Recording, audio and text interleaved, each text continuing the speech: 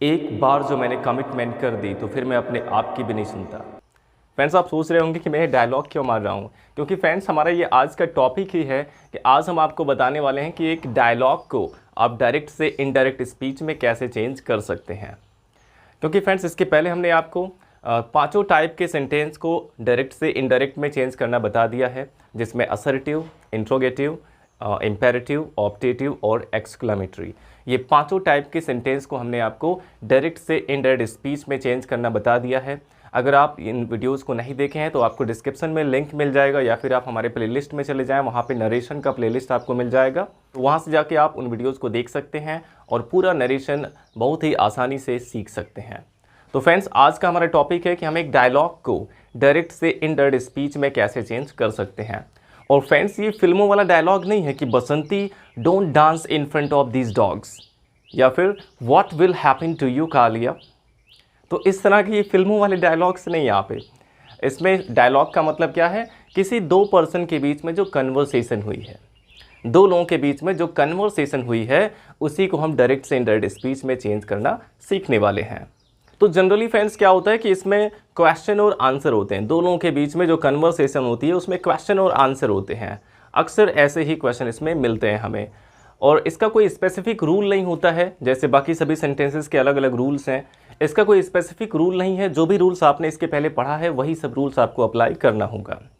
लेकिन फ्रेंड्स यहाँ पे कुछ ट्रिक्स होते हैं जिसे आप अगर समझ जाते हैं तो आपको इसमें कोई भी प्रॉब्लम नहीं आने वाली है। तो हम एग्जाम्पल से इसको समझते हैं। जैसे मान लीजिए यहाँ पे मोहन कह रहा है, सबसे पहले मोहन कहता है, मोहन और गीता के बीच में जो कन्वर्सेशन हुई है ये चीज़ हम यहाँ पे लिखने वाले हैं। सबसे पहले मोहन कहता है कि will you go to school tomorrow, will you go to school tomorrow, क्या तुम कल स्कूल जाओगी। मोहन ने किससे कहा है, गीता से कहा है। अब गीता कहती है नो, गीता ने कहा नो। फिर मोहन कहता है वाई, क्योंकि यस अगर कह देगी तो बात ही खत्म हो जाएगा, तो यहाँ पे जनरली नो ही आता है। और उसके बाद मोहन ने कहा वाई, और फिर गीता कहती है because my mother is ill and I have to look after her. तो इतनी कन्वर्सेशन हुई है मोहन और गीता के बीच में। सबसे पहले मोहन ने कहा कि will you go to school tomorrow, क्या तुम कल स्कूल जाओगी। ये मोहन ने किससे कहा, गीता से। और कहा नहीं है बल्कि पूछा है। मोहन ने गीता से पूछा कि क्या तुम कल स्कूल जाओगी, और गीता ने कहा नो।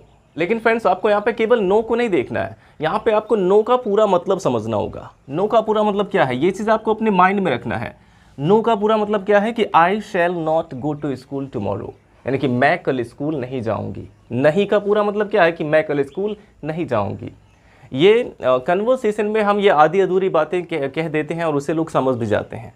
जैसे किसी ने आपसे पूछा क्या तुम कल स्कूल जाओगे, तो आप कह दिए नहीं, बस बात खत्म हो गई। लेकिन अब इसको अगर पूरे सेंटेंस में अगर हम कहना चाहें तो कैसे कहेंगे कि नहीं मैं कल स्कूल नहीं जाऊंगा, इस तरह से बोलेंगे। तो आपको यही चीज़ यहाँ पे समझना होगा कि नो का पूरा मतलब क्या है कि आई शैल, या फिर आई विल भी कर सकते हैं कि आई शैल नॉट गो। केवल इतना कह सकते हैं कि आई शैल नॉट गो, मैं नहीं जाऊंगा या फिर मैं नहीं जाऊंगी, केवल इतना कह सकते हैं। क्योंकि यहाँ पे अब पहले सेंटेंस में क्लियर हो गया कि स्कूल जाने की बात हो रही है, तो बार बार टू स्कूल लिखने की ज़रूरत नहीं है, केवल आप गो तक लिख सकते हैं। अब इसके बाद मोहन ने पूछा कि वाई। अब वाई का पूरा मतलब क्या है, वाई का पूरा मतलब क्या है कि why will you not go. Why का पूरा मतलब क्या है कि तुम क्यों नहीं जाओगी। यहाँ पे केवल क्यों कह दिया गया, लेकिन इसका पूरा मतलब क्या है कि तुम क्यों नहीं जाओगी। अब गीता ने कहा कि because my mother is ill, क्योंकि मेरी माँ बीमार है, and I have to look after her, और मुझे उनकी देखभाल करनी है। तो पहले आपको इस क्वेश्चन को अच्छे से समझना होगा कि यहाँ पे नो का पूरा मतलब क्या है और वाई का पूरा मतलब क्या है। अब इसके बाद हम इसको देख लेते हैं कैसे डायरेक्ट से इनडायरेक्ट में चेंज करेंगे। तो सबसे पहले देखिए पहला वाला जो सेंटेंस में है कि will you go to school tomorrow, ये एक इंट्रोगेटिव सेंटेंस है।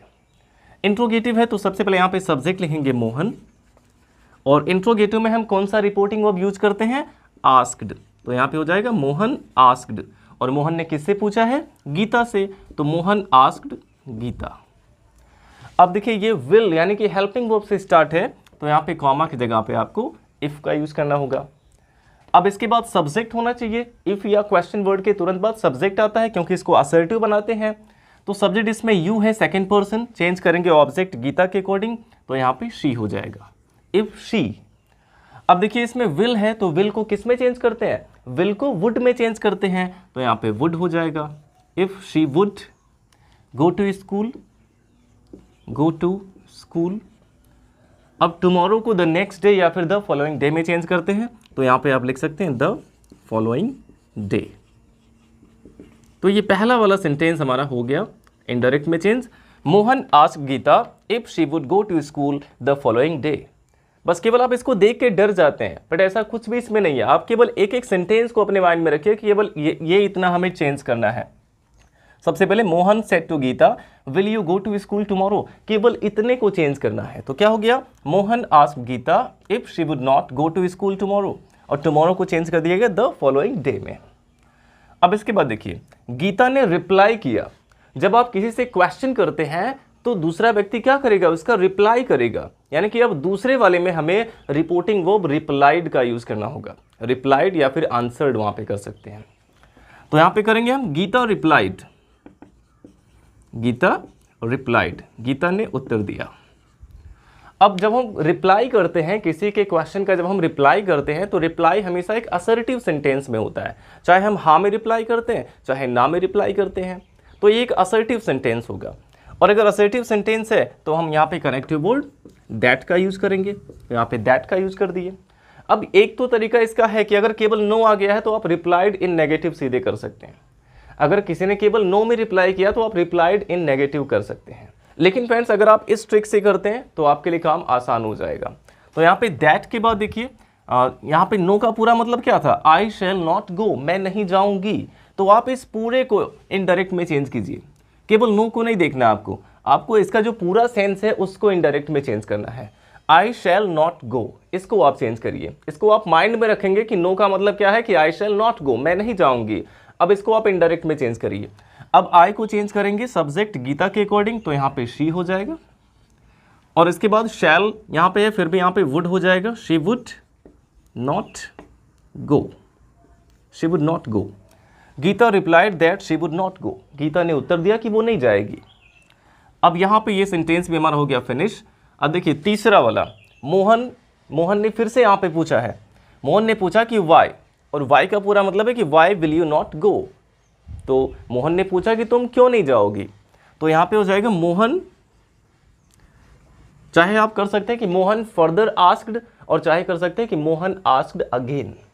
तो यहाँ पे मोहन फर्दर आस्क्ड कर सकते हैं यहाँ पे, या फिर मोहन आस्क्ड अगेन। फर्दर का मतलब क्या होता है? इसके आगे, इसके बाद। इसके बाद मोहन ने फिर से पूछा, मोहन फर्दर आस्क्ड, मोहन ने इसके बाद पूछा कि why will you not go, तुम क्यों नहीं जाओगी। वाई का पूरा मतलब क्या है कि why will you not go. अब ये वाई से स्टार्ट यानी क्वेश्चन वर्ड से स्टार्ट है, तो यहाँ पे क्वेश्चन वर्ड वाई हो जाएगा। Mohan further asked why. अब वाई के तुरंत बाद सब्जेक्ट आना चाहिए, और इसमें सब्जेक्ट क्या होगा? यू है, सेकंड पर्सन, चेंज करेंगे गीता के अकॉर्डिंग, तो यहाँ पे शी हो जाएगा, वाई शी। अब देखिए जो चीज़ हमने यहाँ पे दैट के बाद ऐड किया था वो चीज़ 3 जगहों पे काम आएगा। एक तो यहाँ पे हो गया दैट के बाद शी वुड नॉट गो, ये वाला जो हमने एक क्लॉज यूज़ किया है शी वुड नॉट गो, यही आपको 3 जगह पे काम आएगा। एक तो यहाँ दैट के बाद हो गया शी वुड नॉट गो, और इसके बाद जहाँ पे वाई है, वाई के तुरंत बाद आप फिर से वही क्लॉज लिख देंगे, why she would not go. तो मोहन फर्दर आस्क्ड, मोहन ने इसके आगे पूछा why she would not go, कि वह क्यों नहीं जाएगी। अब इसके बाद देखिए गीता ने रिप्लाई किया, गीता ने रिप्लाई किया, तो यहाँ पे आप लिखेंगे गीता रिप्लाइड, गीता ने रिप्लाई किया, और रिप्लाइड के साथ कनेक्टिव वर्ड दैट आएगा। अब इसके बाद देखिए दैट के तुरंत बाद आप बिकॉज नहीं लिख सकते हैं कि दैट बिकॉज, इसको डायरेक्ट ऐसे नहीं कर सकते हैं। इसके पहले अब देखिए यहाँ पे दैट के बाद आपको फिर से वही क्लॉज यूज करना है। कौन सा क्लॉज था दैट के बाद? She would not go. तो बिकॉज के पहले आपको फिर से वही क्लॉज यूज कर देना होगा कि वह नहीं जाएगी क्योंकि उसकी माँ बीमार है। अब केवल ऐसा नहीं कह सकते हैं कि गीता ने उत्तर दिया कि क्योंकि, ऐसा नहीं कर सकते कि गीता ने उत्तर दिया कि क्योंकि उसकी माँ बीमार है इसलिए वह नहीं जाएगी। तो यहाँ पे ऐसा नहीं कर सकते हैं।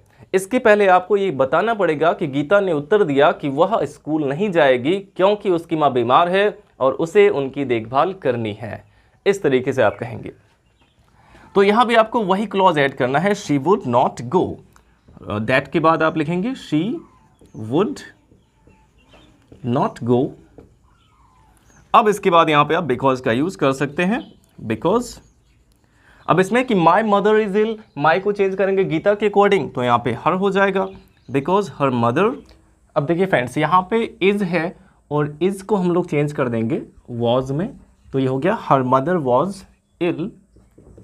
आपको ध्यान देना होगा कि इज एम आर को हम चेंज कर देते हैं वॉज फॉर्म में, इसलिए यहाँ पे इज को चेंज कर दिया गया वॉज में हर मदर, क्योंकि थर्ड पर्सन सिंगुलर है।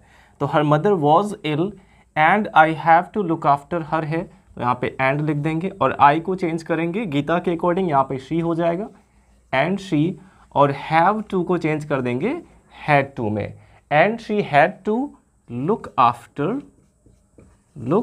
आफ्टर। और हर यहाँ पे थर्ड पर्सन का प्रोनाउन है और थर्ड पर्सन में नो चेंजिंग, इसलिए यहाँ पे हर का हर ही लिखेंगे। बस इतने आसानी से इसको हमने डायरेक्ट से इनडायरेक्ट में चेंज कर दिया। बस आपको केवल ये ध्यान रखना है कि यहाँ पे नो का पूरा मतलब क्या है कि आई शैल नॉट गो, और वाई का पूरा मतलब है कि why will you not go. तो आप इसको, जो इसका पूरा सेंस निकल रहा है, इसको आप चेंज करेंगे इनडायरेक्ट में। तो इस तरह से ये बहुत ही ईजिली डायरेक्ट से इनडायरेक्ट में हम चेंज कर सकते हैं एक डायलॉग को, जब भी केवल क्वेश्चन और आंसर की बात हो। सबसे पहले क्या किया गया, पहला सेंटेंस था कि will you go to school tomorrow. ये एक डायरेक्ट इंट्रोगेटिव था फ्यूचर इंडेफिनिट का, तो हमने इसको इंट्रोगेटिव की तरह चेंज किया कि मोहन आस्क्ड गीता, और ये हेल्पिंग वर्ब से स्टार्ट था तो इफ हो गया।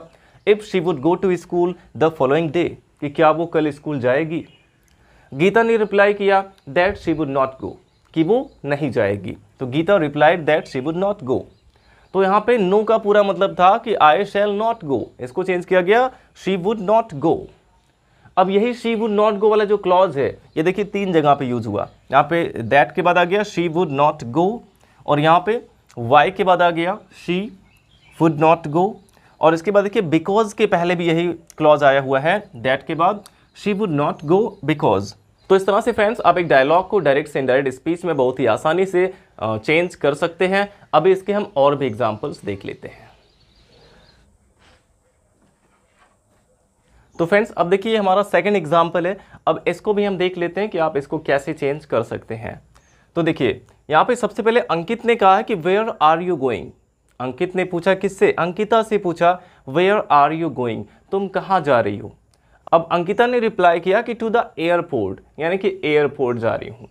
तो टू द एयरपोर्ट, इसमें केवल इतना ही कह दिया गया कि टू द एयरपोर्ट, लेकिन इसका पूरा मतलब क्या है कि I am going to the airport, क्योंकि क्वेश्चन जिस टेंस में किया जाता है उसका आंसर उसी टेंस में लिखते हैं। उसने पूछा कि तुम कहाँ जा रही हो, तो अंकिता क्या कहेगी कि मैं एयरपोर्ट जा रही हूँ। ऐसा थोड़ी कहेगी कि मैं एयरपोर्ट गई थी या मैं एयरपोर्ट जा रही थी, इस तरह से नहीं। जब उसने पूछा कि तुम कहाँ जा रही हो प्रेजेंट कॉन्टिन्यूअस टेंस में, तो इसका रिप्लाई भी प्रेजेंट कॉन्टिन्यूअस में होगा कि I am going to the airport, मैं एयरपोर्ट जा रही हूँ। तो इसका पूरा मतलब क्या हो गया कि I am going to the airport. फिर अंकित ने दोबारा पूछा कि may I drop you there in my car, क्या मैं तुम्हें वहाँ अपनी कार से ड्रॉप कर सकता हूँ। अब इसके बाद अंकिता ने कहा कि थैंक्स अ लॉट, अंकिता ने अंकित को धन्यवाद दिया। It will be a great help to me, और उसके आगे कहा कि यह मेरे लिए एक बहुत बड़ी हेल्प होगी। तो ये इसमें पूरा कन्वर्सेशन हमारा है। अब इसको हम देखते हैं कैसे चेंज कर सकते हैं इनडायरेक्ट में। तो सबसे पहले देखिए यहाँ पे जो पहला जो सेंटेंस है वो इंट्रोगेटिव है, वेयर आर यू गोइंग, ये इंट्रोगेटिव है। तो सबसे पहले अंकित आस्क्ड अंकिता, ये चीज़ यहाँ पे आप लिखेंगे, अंकित आस्क्ड अंकिता। अब क्या पूछा कि where are you going, where are you going, ये क्वेश्चन वर्ड से स्टार्ट है, तो यहाँ पे आप क्वेश्चन वर्ड वेयर ही लिख देंगे, लेकिन क्वेश्चन वर्ड के तुरंत बाद सब्जेक्ट आना चाहिए, क्योंकि सेंटेंस हमारा असर्टिव होना चाहिए। तो सब्जेक्ट इसमें यू है, चेंज करेंगे ऑब्जेक्ट अंकिता के अकॉर्डिंग, तो अंकिता के लिए यहाँ पे प्रोनाउन शी आ जाएगा, वेयर शी। अब यहाँ पे आर आया हुआ है, इज एम आर को चेंज करते हैं वॉज वर्ब में, तो शी के साथ वॉज आ जाएगा, वेयर शी वॉज गोइंग। तो ये पहला सेंटेंस हमारा बन गया कि Ankit asked Ankita where she was going. अब इसके बाद देखिए अंकिता रिप्लाइड, अंकिता ने उत्तर दिया, तो यहाँ पे आप लिखेंगे अंकिता रिप्लाइड, और रिप्लाई के साथ कनेक्टिव वर्ड दैट आएगा। अब इसके बाद देखिए टू द एयरपोर्ट का पूरा मतलब क्या है, इसका पूरा मतलब है कि I am going to the airport. आप इसको ध्यान में रख के इनडायरेक्ट में चेंज करेंगे कि I am going to the airport. अब आई को आप चेंज करेंगे सब्जेक्ट अंकिता के अकॉर्डिंग, तो यहाँ पे शी हो जाएगा, और एम को चेंज कर देंगे वॉज में, she was going to the airport. तो इसमें आपको आधी अधूरी बात नहीं लिखनी, इसमें आपको पूरा कर देना होगा सेंटेंस को। तो Ankita replied that she was going to the airport. अब अंकिता ने उत्तर दिया कि वो एयरपोर्ट जा रही है। इसके बाद देखिए अंकित ने दोबारा पूछा कि may I drop you there in my car, क्या मैं तुम्हें वहाँ अपने कार से ड्रॉप कर सकता हूँ। तो या तो आप इसको यहाँ पे रिपोर्टिंग वर्ब आस्क्ड का यूज़ करके बना सकते हैं क्योंकि इसमें क्वेश्चन भी है, या फिर आप इसमें सीधे ऑफर्ड का यूज़ कर सकते हैं जिसके साथ आप इन्फिनेटिव का यूज़ करके इसको बहुत ही ईजिली बना सकते हैं। लेकिन अगर आपका माइंड वहाँ तक नहीं जा रहा है तो आप यहाँ पे देखेंगे ये इंट्रोगेटिव है, तो इसको इंट्रोगेटिव की तरह बना सकते हैं। वैसे मैं आपको दोनों मेथड इसमें बताने वाला हूँ। तो सबसे पहले इंट्रोगेटिव तरह इसको बनाएं कि may I drop you there in my car, तो क्या हो जाएगा अंकित फर्दर आस्क्ड। अब ये मे से स्टार्ट है यानी कि हेल्पिंग वर्ब से स्टार्ट है, तो यहाँ पे इफ आ जाएगा।